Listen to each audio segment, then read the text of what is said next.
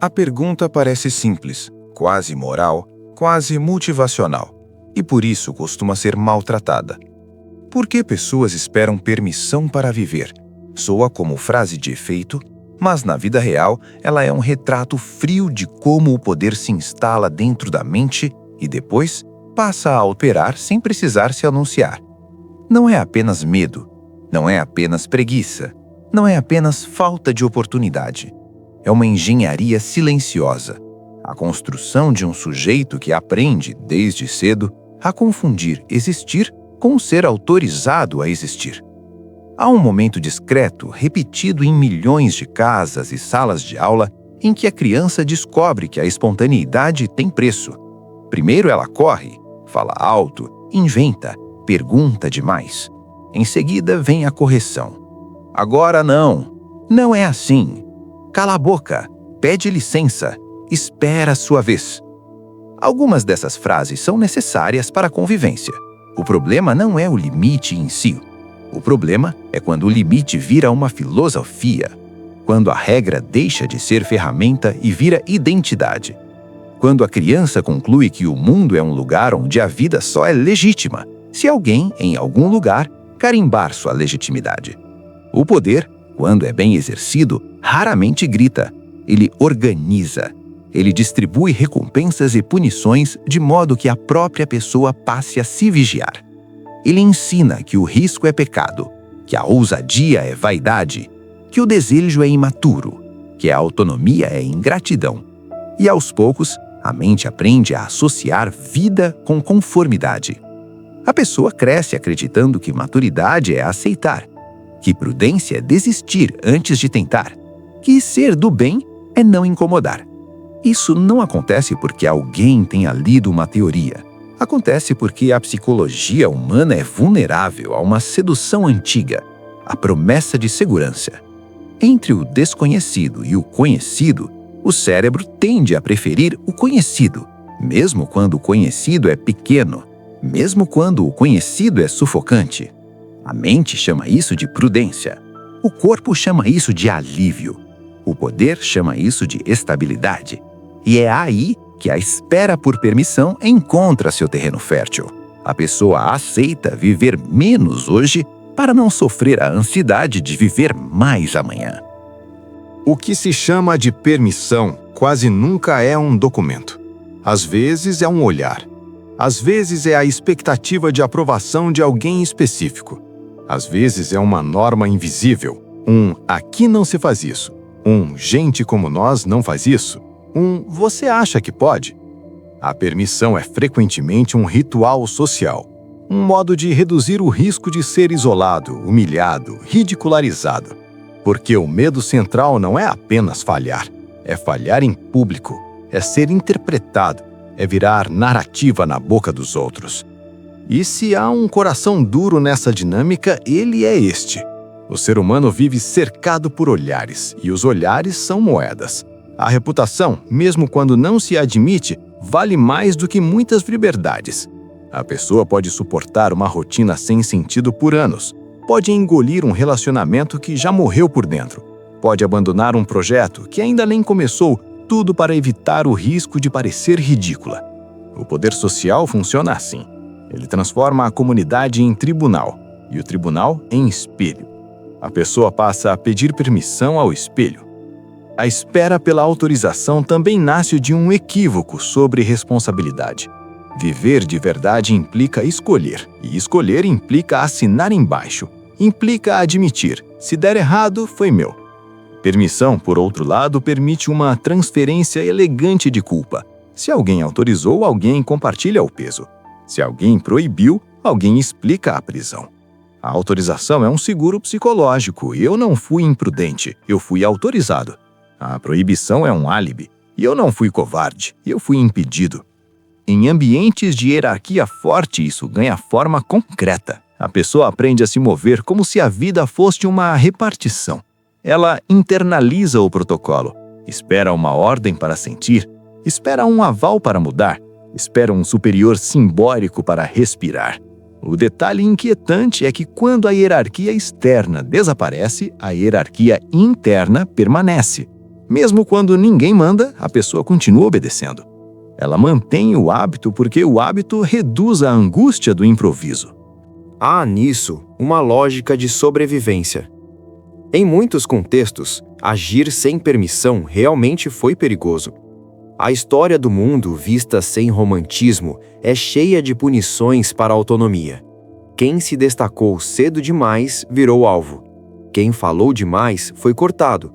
Quem desejou fora da linha foi envergonhado. A mente humana é uma máquina de aprender padrões e aprende rápido quando a lição vem acompanhada de dor. Não é necessário que a punição aconteça sempre. Basta que aconteça uma vez e a possibilidade passa a morar no corpo. Por isso, para entender por que alguém espera a permissão para viver, é preciso observar como a pessoa aprendeu o valor do conflito. Há quem tenha aprendido que conflito é conversa. Há quem tenha aprendido que conflito é guerra.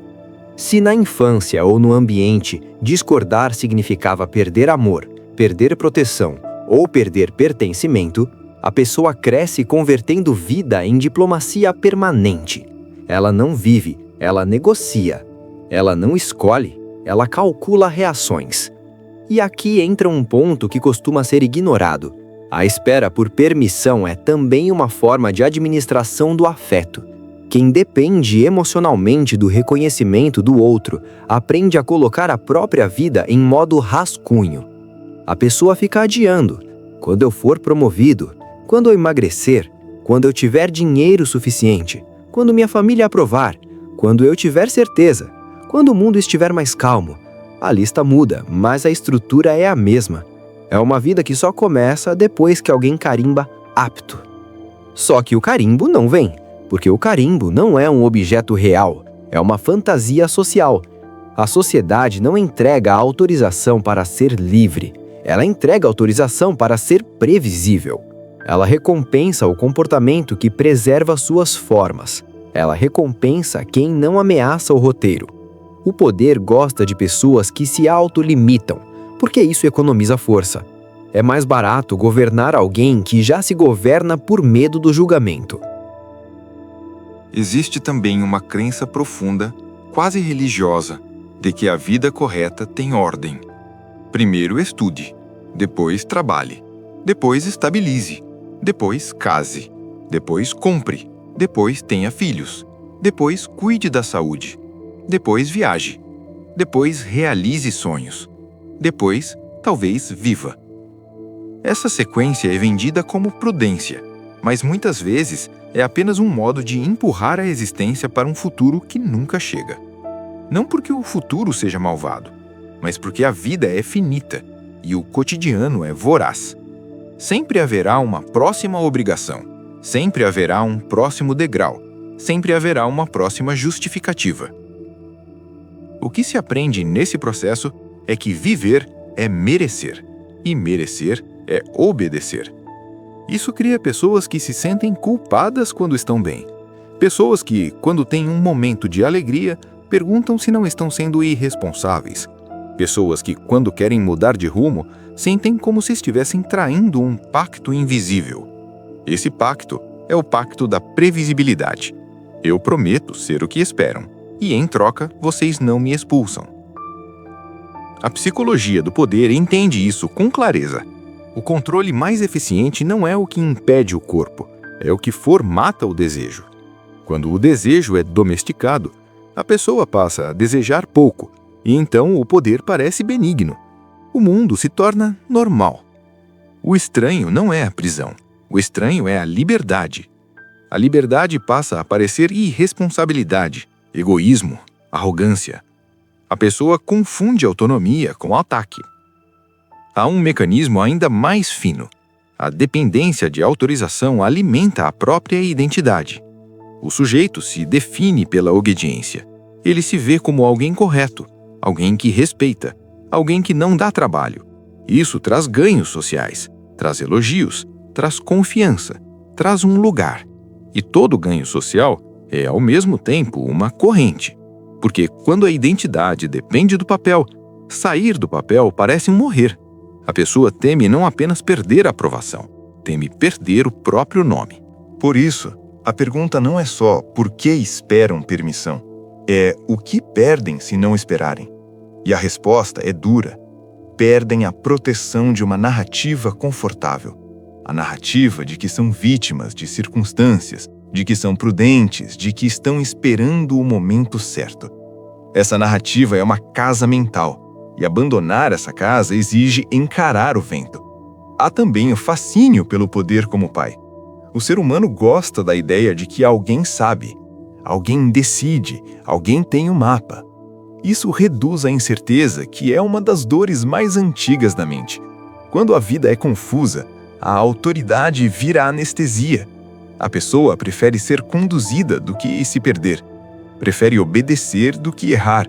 Prefere a estabilidade da submissão ao risco do próprio julgamento. O poder, quando percebe isso, se oferece como solução e não como inimigo.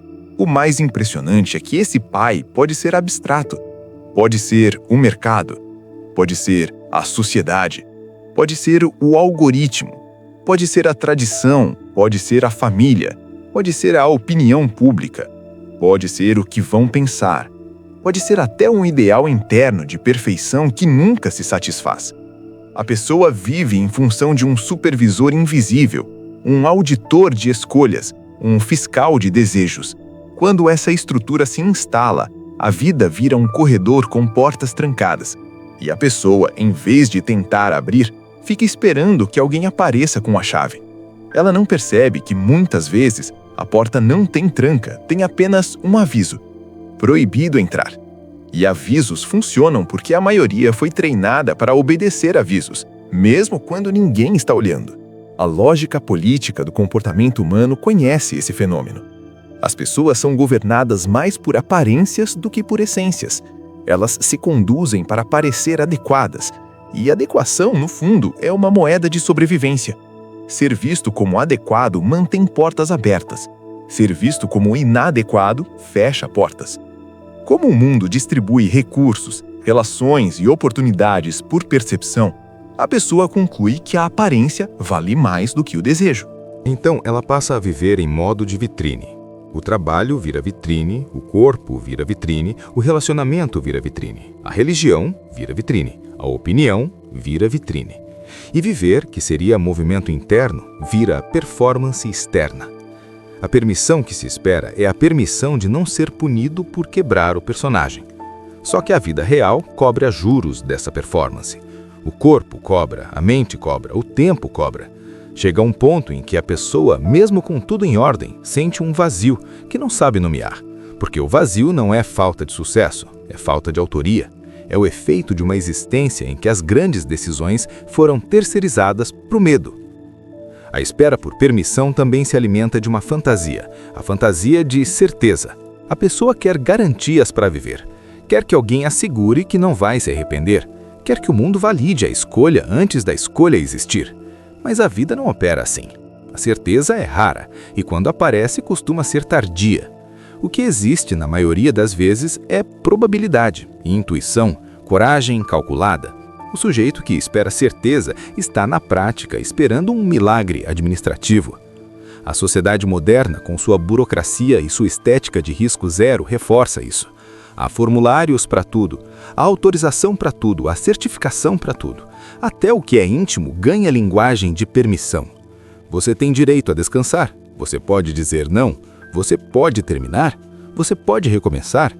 A pergunta já carrega a prisão, porque o verbo poder foi sequestrado. Ele deixou de significar capacidade e passou a significar licença.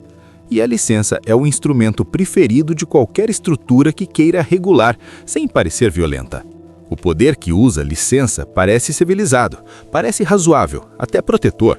Ele não diz eu mando, ele diz eu permito. E quem recebe permissão sente gratidão, quando deveria sentir no mínimo estranhamento. Há algo ainda mais humano. Muitas pessoas esperam permissão para viver porque, no fundo, não querem ser o primeiro. Ser o primeiro expõe. Ser o primeiro cria inimigos. Ser o primeiro vira referência. E referência apanha dos dois lados, do lado de quem inveja e do lado de quem teme. A maioria prefere ser o segundo. O segundo aprende com o erro do primeiro e ainda assim recebe parte do mérito. O segundo é mais seguro, O segundo tem justificativa. O segundo diz: eu só fiz porque já estavam fazendo.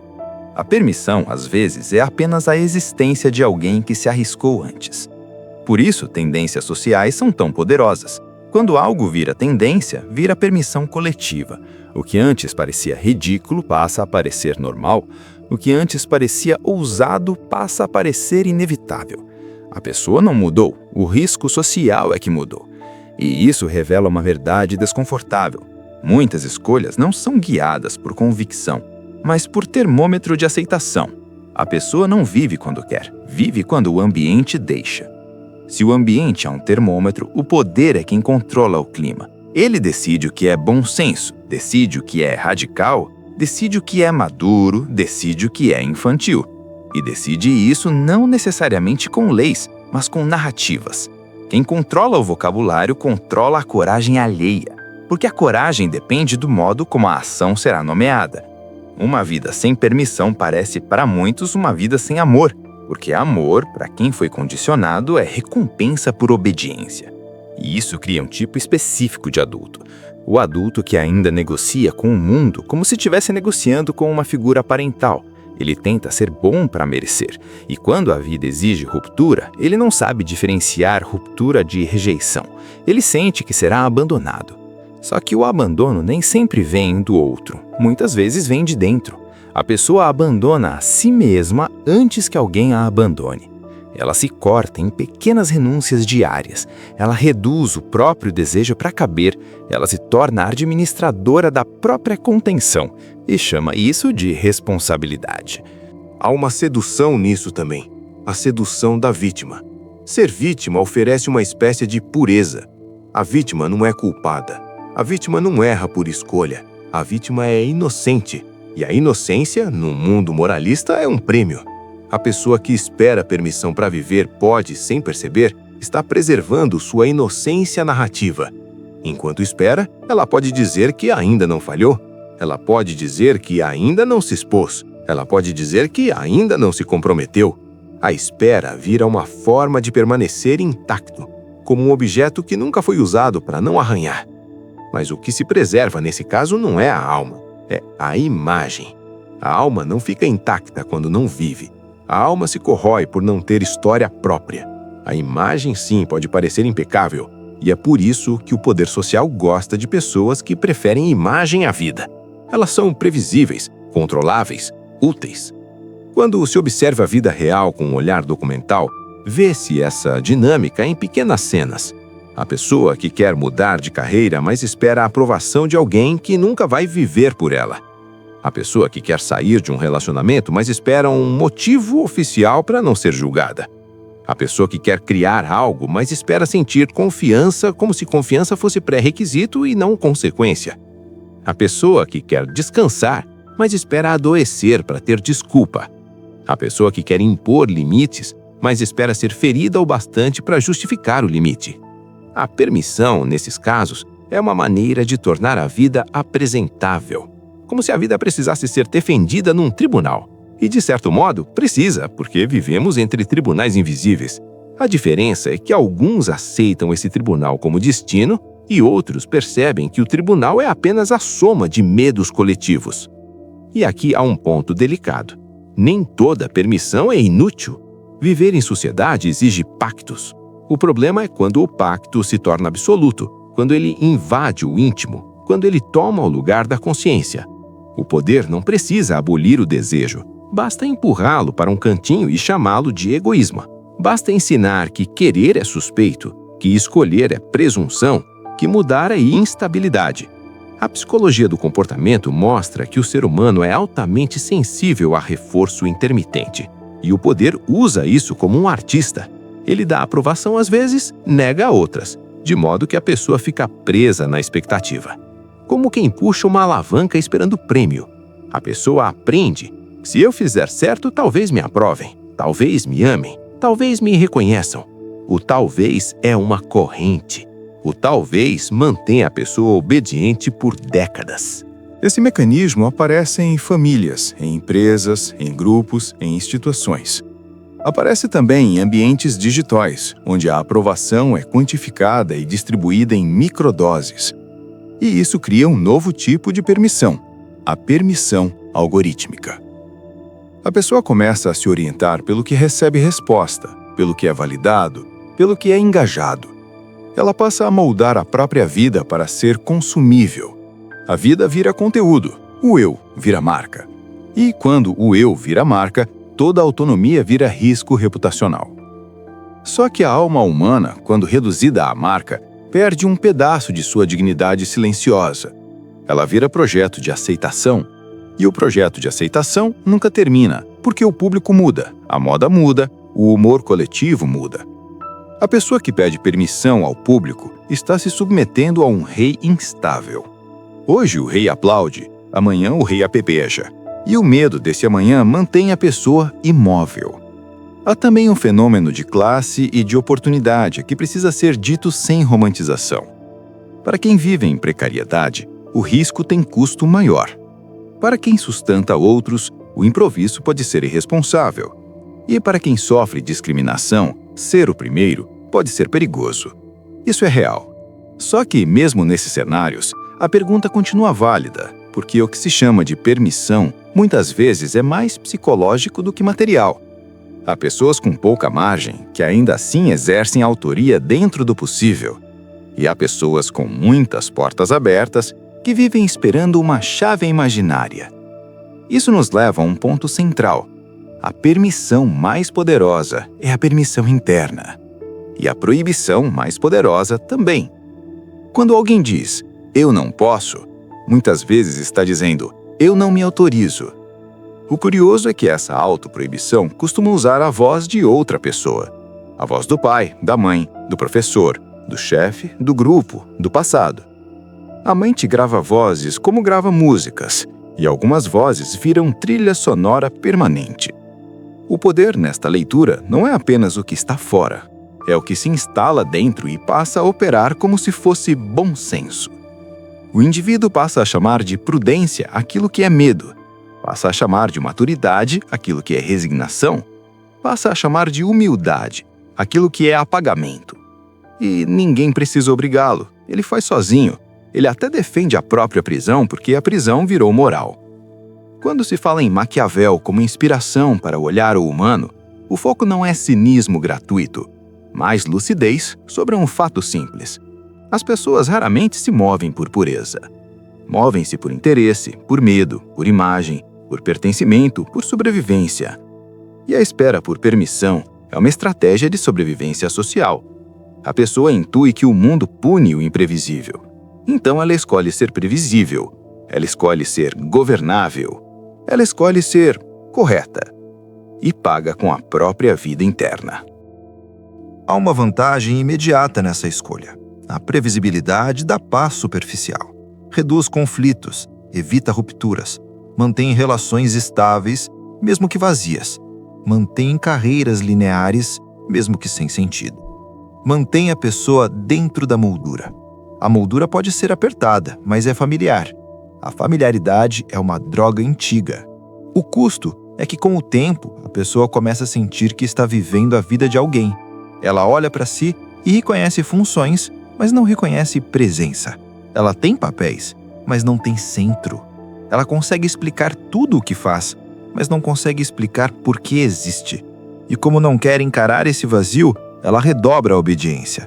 Trabalha mais, agrada mais, se ocupa mais. A ocupação vira sedativo, a vida vira tarefa, e esperar permissão vira rotina. Existe uma diferença importante entre disciplina e submissão. A disciplina é uma escolha consciente por um caminho. A submissão é a incapacidade de escolher sem medo do castigo. Muitas pessoas confundem as duas porque a submissão frequentemente vem embrulhada de elogio social. O mundo elogia quem se sacrifica. O mundo chama de virtude aquilo que às vezes é apenas medo de ser odiado. E o ódio é outra peça fundamental. O ser humano teme ser odiado mais do que teme ser infeliz, porque o ódio do outro ameaça o pertencimento, e o pertencimento é um instinto. A mente prefere uma vida pequena dentro do grupo a uma vida plena fora dele. A permissão, então, é um passaporte de pertencimento. A pessoa pede licença para viver porque viver sem licença pode significar sair da tribo. O detalhe cruel é que muitas vezes a tribo nem está prestando atenção. O tribunal é imaginário. A desaprovação é inflada. O medo é maior que o risco. Mas o corpo não sabe disso. O corpo reage como se estivesse em perigo real. A ansiedade é o guarda armado da prisão interna.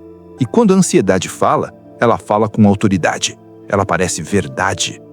Por isso, a libertação desse mecanismo não costuma acontecer por argumentação. Acontece por exaustão.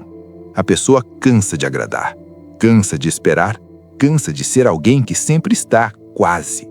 E mesmo assim, a exaustão pode virar mais uma desculpa. Agora não dá, estou cansado. É o paradoxo. O sistema interno usa qualquer coisa para manter a espera. Há, entretanto, uma fissura inevitável no teatro da permissão: o tempo. O tempo é o único poder que não negocia. O tempo não se impressiona com reputação. O tempo não aceita justificativa. Ele passa. E quando passa, ele expõe a natureza do adiamento. O adiamento é a tentativa de controlar o incontrolável, a incerteza. A pessoa adia para evitar o risco, mas o tempo impõe um risco maior, que é o risco de não ter vivido. E é aqui que a reflexão fica mais dura e mais silenciosa. Porque esperar permissão para viver não é apenas um comportamento social. É uma forma de lidar com a própria mortalidade. Viver de verdade lembra que um dia acaba, e para muitos é mais confortável viver como se a vida fosse ensaio permanente. Ensaiar dá a sensação de que ainda não começou. E, se ainda não começou, ainda não pode acabar. A espera é uma negação sofisticada do fim. Só que a vida não é um ensaio. O ensaio é a própria vida. E isso gera uma tristeza específica. Uma tristeza que não se explica com eventos.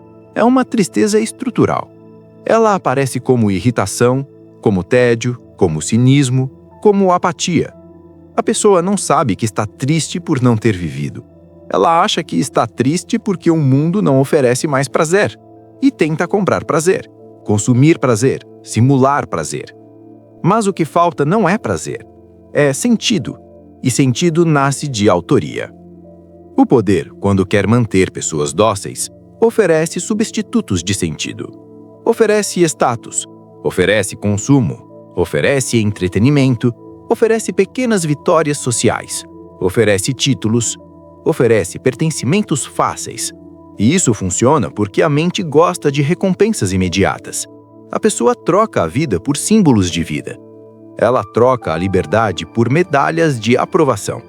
E chama isso de sucesso. Mas o sucesso, quando é apenas símbolo, não satisfaz por muito tempo. A mente pede mais, o corpo pede mais. E então a pessoa entra numa corrida por permissão. Permissão para subir, permissão para ganhar, permissão para ser vista. A vida vira fila. E o mais trágico é que a fila não tem guichê final. Sempre há outra senha. Há ainda a dimensão moral. Muitos esperam permissão para viver porque confundem moral com obediência. Ser moral para elas é seguir regras, mesmo quando as regras são heranças cegas. Ser moral é não decepcionar. Ser moral é não desagradar. Ser moral é não causar desconforto. Esta moralidade não é ética, é manutenção de ordem. É a ética do rebanho, que premia a conformidade e chama de perigo qualquer singularidade. O poder adora essa moralidade porque ela cria soldados voluntários. Pessoas que vigiam outras pessoas. Pessoas que punem desvios com fofoca, desprezo, ironia. Pessoas que chamam isso de opinião. A permissão, nesse ambiente, não é solicitada a um líder, é solicitada ao coro. E o coro é impiedoso porque não tem rosto. Ele dilui a responsabilidade. Cada um é só uma nota, mas juntos fazem barulho suficiente para intimidar. E, no entanto, se observarmos com frieza, a maioria dessas punições é teatral. O mundo finge se importar mais do que se importa. As pessoas falam, julgam, comentam, mas seguem suas vidas. O indivíduo é que carrega a marca por dentro. O medo não é do fato, é da memória do fato. O medo é da identidade pós-ruptura. Quem eu vou ser se eu sair do papel? Essa pergunta é um abismo para quem construiu a vida inteira em torno de agradar. Há, por trás de tudo, uma relação com o controle. Quem espera permissão para viver está tentando controlar a reação do mundo antes de agir. É uma tentativa de antecipar, de evitar surpresa, de evitar perda. Só que o controle total é impossível, e a tentativa de controlar tudo produz exatamente o que tenta evitar: paralisia. A pessoa vira especialista em cenários. Analisa, planeja, pesquisa, prepara.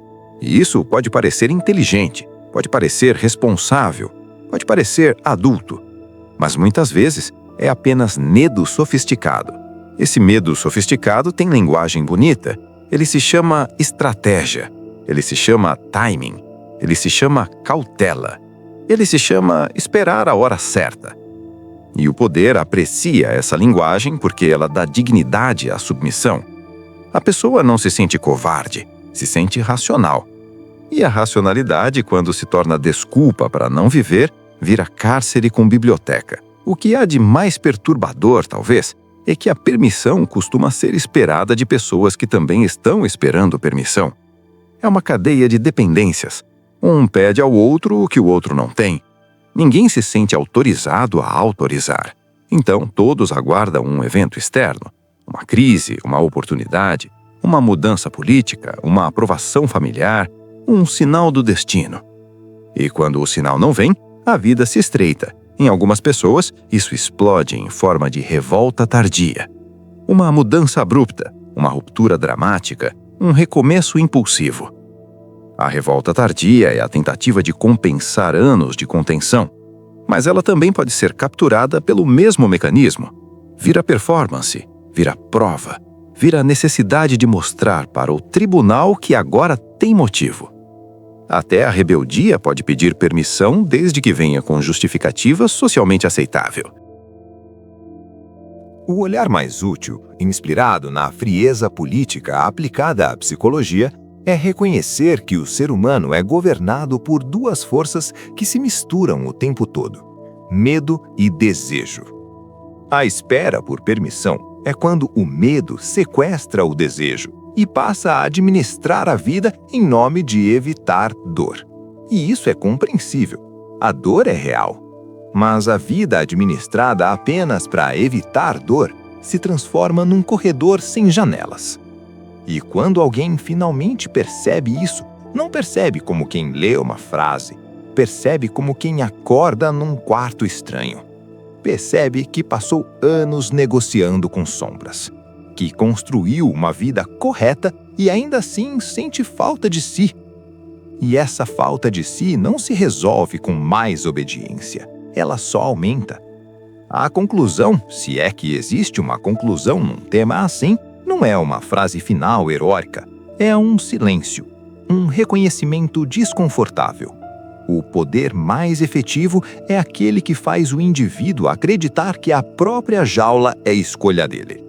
E enquanto ele acreditar, continuará esperando. Esperará pelo aval de alguém que não virá.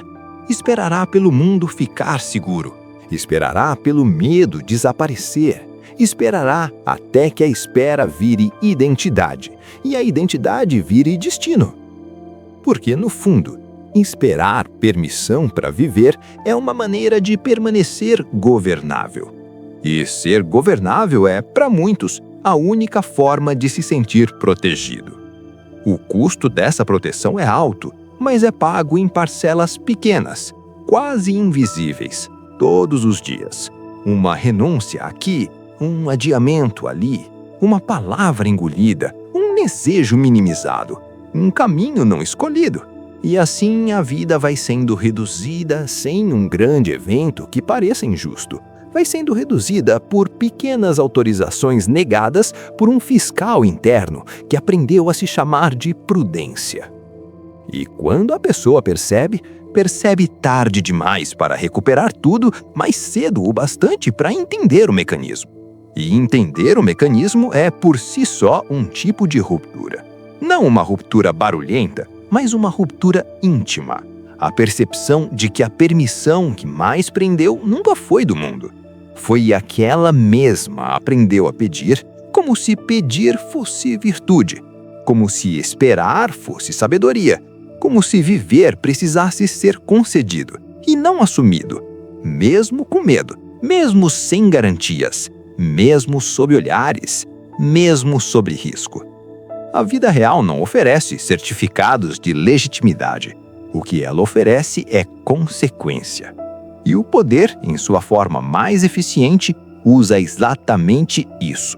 Faz com que o medo das consequências seja maior do que a fome de existir.